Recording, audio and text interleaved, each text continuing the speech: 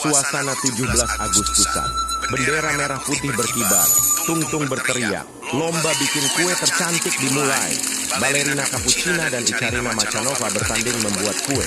Kue siapa yang paling cantik dan paling bagus. Tanpa ragu balerina langsung mulai mengaduk adonan.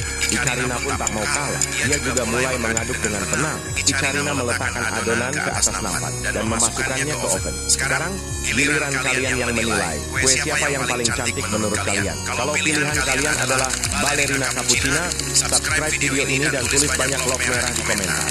Tapi kalau pilihan kalian adalah Icarina Macanova, like video ini dan tulis love hitam di